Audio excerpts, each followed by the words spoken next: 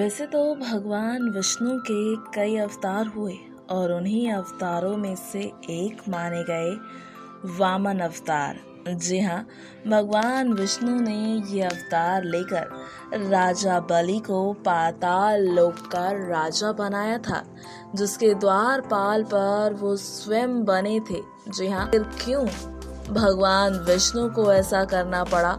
तो चलिए आपको भगवान विष्णु के प्यार से जुड़ी इस कथा के बारे में बताते हैं कि आखिरकार क्यों भगवान विष्णु ने धरती पर इस अवतार के पीछे क्या थी वजह। वामन अवतार के वैसे तो बहुत कम किस्से सुनने को मिलते हैं, लेकिन एक कथा के अनुसार ये कहा गया बलि महाराज बलि का जन्म विरोचन की पत्नी सुलोचना के गर्भ से हुआ।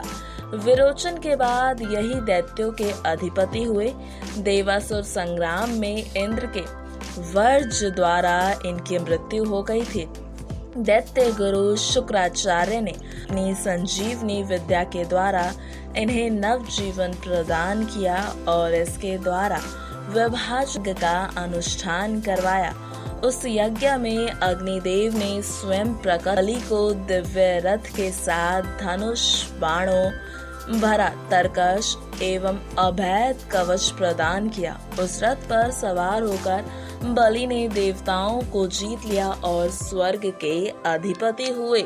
उन्हें नियमित इंद्र बनाने के लिए दैत्य गुरु शुक्राचार्य उन्होंने 100वां अश्वमेध यज्ञ कराया था। जी हाँ, आगे आपको बता दें कि अपने पुत्रों का निर्वासित जीवन व्यतीत करते हुए देखकर देव माता अदिति को अत्यंत कष्ट हुआ। उन्होंने अपने पति महर्षि कश्यप की सलाह से पयोवत के द्वारा भगवान की आराधना कर उन्हें प्रसन्न किया और भगवान ने उनके गर्भ से अवतार लेकर देवताओं का दुख दूर करने का आश्वासन दिया।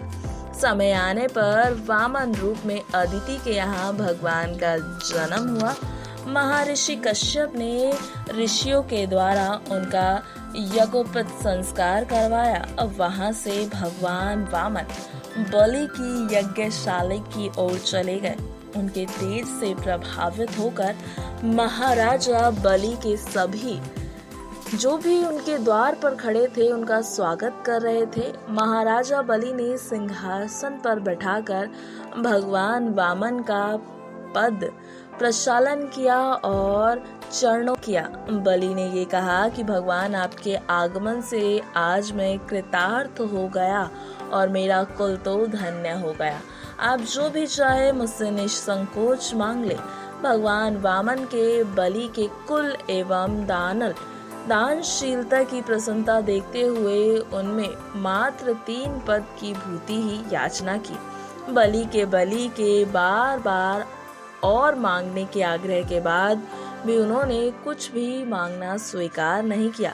बलि जब भूमि दान संकल्प देने चले तो शुक्राचार्य उन्हें समझाते हुए कहते हैं कि ये वामन रूप में खुद भगवान विष्णु है। 3 पद के बहाने तुम्हारा सर्वस्व ले लेंगे। इस पर गुरुदेव संपूर्ण यज्ञ तो भगवान विष्णु की प्रसन्नता के लिए होते हैं। अगर वो स्वयं दान लेने के लिए मेरे यज्ञ में उपस्थित हैं, तो ये परम सौभाग्य और प्रसन्नता का विषय होगा। ब्राह्मण को दान देने का वचन देकर कदापि नहीं फिर सकता। इस पर शुक्राचार्य उन्हें श्री भ्रष्ट का श्राप दे देते हैं। आचार्य ने श्राप दिया। बिना बलि ने भगवान को भूमि दान दिया, संकल्प लेते हुए कि भगवान वामन से विराट हो गए। उन्होंने एक पद में पृथ्वी और दूसरे पद में स्वर्ग लोक को नाप लिए। तीसरे पद के लिए बलि को वरुण पाश में बांध लिया। बलि ने नम्रता से कहा, हे प्रभु, संपत्ति का स्वामी संपत्ति से बड़ा होता है। आपने 2 पदों में मेरा राज्य ले लिया, अब एक शेष पद में मेरा शरीर नाप ले। तीसरा पद और मेरे मस्तिष्क पर स्थापित कर दे। धन्य हो गए महाराज बलि। आज भक्ति ने अपने अपूर्व त्याग से भगवान को बांध लिया। भक्ति के वश में होकर भगवान को पाताल में बलि का द्वारपाल बनना पड़ा और सर्वाणी मनवंतर में इंद्रपद महाराज बलि को भक्ति का उपहार मिल गया। तो ये थी पूरी गाथा कि किस प्रकार से भगवान विष्णु ने वामन अवतार लिया। ये थी पूरी वजह। आशा है आपको आज की जानकारी बेहद पसंद आई होगी। नेक्स्ट 9 स्पिरिचुअल से आरती रिपोर्ट।